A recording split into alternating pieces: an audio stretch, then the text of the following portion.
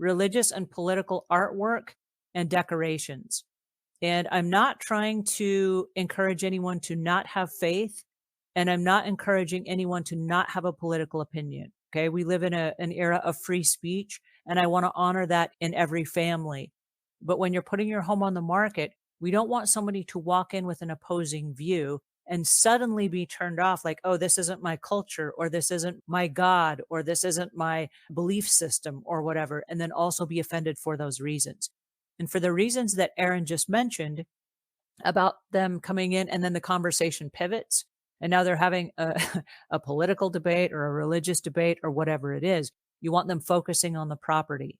And so for this particular buying situation, we want to remove all of that stuff that then can go inside storage, or like Aaron said, put it inside your garage during the showing of the home process. We want to depersonalize the home in every way so that when a buyer comes in, they see themselves in your home, not you and your beliefs and your dogma and all this stuff, right?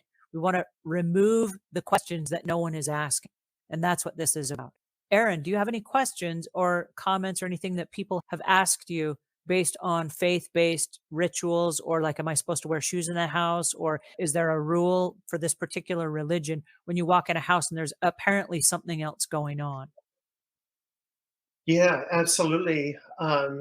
You're very right. If possible, you want to neutralize the house as much as you can so that people can go in and visualize themselves in there.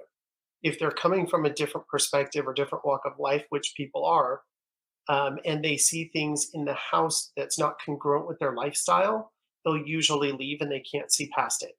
Unfortunately, what they see around the house makes them feel like, oh, this isn't me. This isn't what I want. Let's go.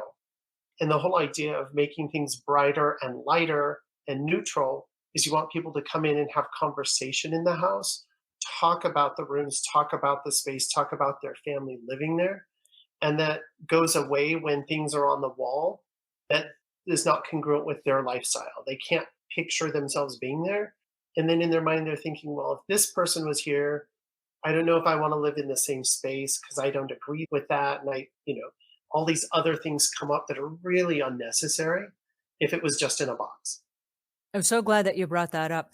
Debbie Littleton says, I died a million deaths. I'm 6 months late selling my house because of all this stuff, and I'm so happy to be here today. Debbie, we are so happy that you're here as well. And you're not alone. There are a whole lot of people that find themselves like at a last minute job change, and they're like, oh, my spouse is moving in the next, 2 weeks for a new job. And they're scrambling at the last minute to try to figure out, how do we get our house on the market?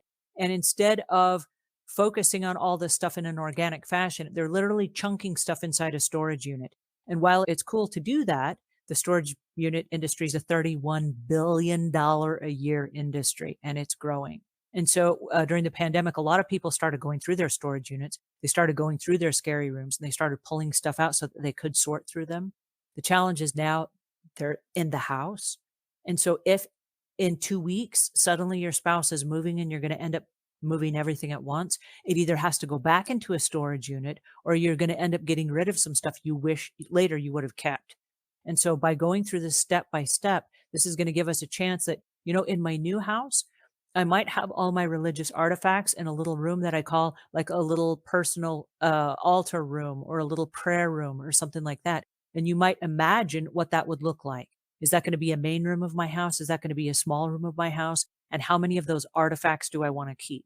And it might be that you downsize and you scale back on having lots of angels and crosses and whatever if they won't fit in that one room. And so this is a time as you're starting to pack stuff away and you're starting to make the decisions for what that looks like in the future for your next home. How much of that stuff do you actually decide to keep?